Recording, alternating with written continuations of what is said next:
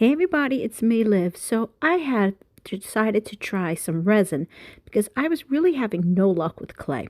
So I have all of these mold pieces and I went over to Hobby Lobby, as you can see, got this container, and I'm trying this stuff that's called Amazing Resin, which supposedly cures super quick and leaves perfect impressions, whatever you're using. So it actually seems really simple. All you need to do is pour matching amounts of each bottle in the cups. So you use the tiny cups first, do the same exact matching amount. It has little measurements on the sides of little millimeters, and then you pour it together. Once you've poured the two together, you just go ahead and stir it up, and that is now makes the resin combination. Now I saw lots of cool different things where you can like put dye in there if you want and make different colors. If not, it's going to end up coming out white, which is perfectly fine for me because I'm not really sure exactly what I'm going to do with this. Now, one thing I did notice, it is pretty stinky. You definitely want to be in a nice ventilated area if you can be. I had all my windows open, so that worked well for me. And all you got to do is just go ahead and pour it into whichever molds that you want. So as you can see, when you pour it in, it's pretty clear. And you don't have to do much of, like, at least I found, popping any air bubbles or anything. It all seemed to lay pretty flat. And you can use it with your thin plastic mold or your silicone molds that you see me using here. It is a little tricky to work with. And one of the things that I did notice is that I guess the reactions of the two chemicals together, in order for it to dry so quickly, is that it actually gets pretty hot. So do definitely be aware that this resin will turn hot as it's going into its clear white color. And that's how you know it's all done. Now, as you can see, you can actually see some of these starting to turn white. And it is that white effect that lets you know that it is drying. It says it takes about 10 minutes for it to dry. And I have to say, watching the process is pretty cool to see when it gets all done. Now, I'm going to go ahead and move this over and try something else. I've seen this in some other ones. I do not have any pure mica powder, but I wondered if the products that I had from Nuvo, as well as maybe my Lindy gangs, those mixed mica powders might be able to work in this type of project. I probably think you need pure mica powder because it didn't come out exactly as I was thinking. But you know what? I figured let's give it a shot. So I'm just going to go ahead and take this mica powder, put it all on the base.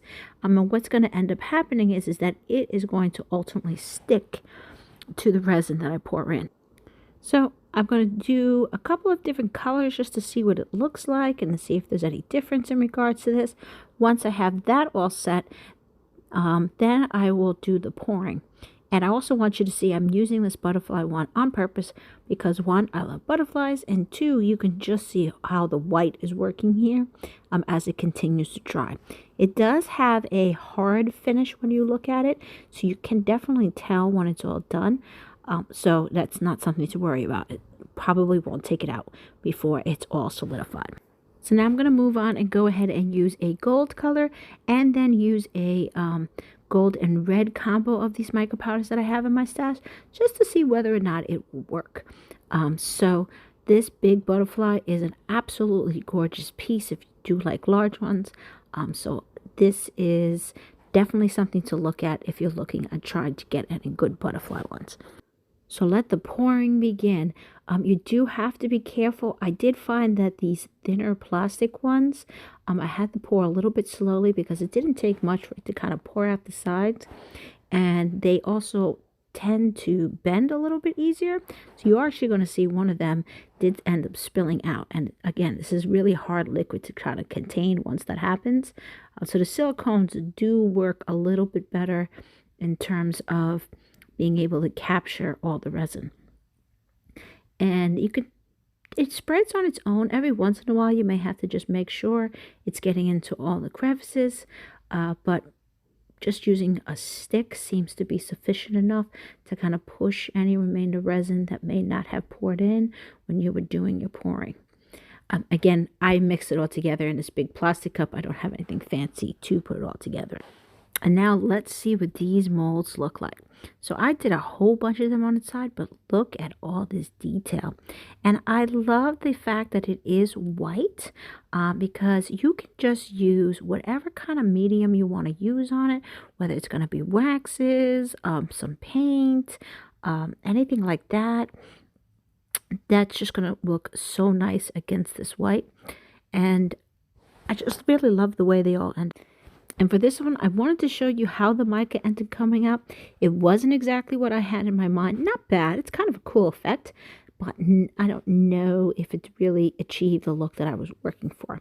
But something to try if you're just trying to balance off the white a little bit.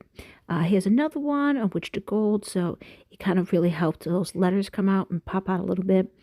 And I know you guys probably want to see how the butterfly came out, which also came out pretty interesting. But I'm trying to be really careful because being my first time playing with resin, I don't want it to crack or anything. And I actually really kind of liked how this one came out. I do think, though, that wax would have been a lot brighter against the material. But I'm just going to go ahead and skip over to show one final experiment that I did. And that was in regards to these very, very thin texture, almost like plates that Stamperia makes. And I wanted to see whether or not I could use the resin on here. I had just a little bit left over. These are real, like I said, super, super thin. Not perfect. You can do it. So I just want to show you what this one looks like. It is much trickier to get up because there's not much to clamp it on with. But look at that. I think it actually came out really cool and would look great on a journal cover. Then I also did this one, which is also a Stamperia texture plate, they call them. And a lot of times they use it with paste and such. So I don't think resin is going to be the ideal because it is so thin and it'll be hard to really get that. So as you can see, as I'm pulling, it is kind of tearing a little bit. So I had to go pretty slowly to try to get most of it up. But once I did, I really like the finished product with this as well. Look at that.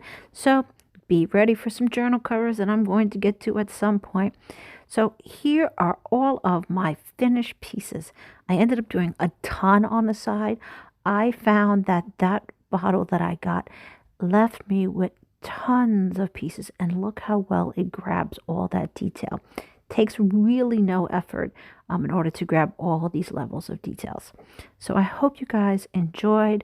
Definitely try resin in a well-ventilated area, and I will see you guys soon. Have a good time. Bye.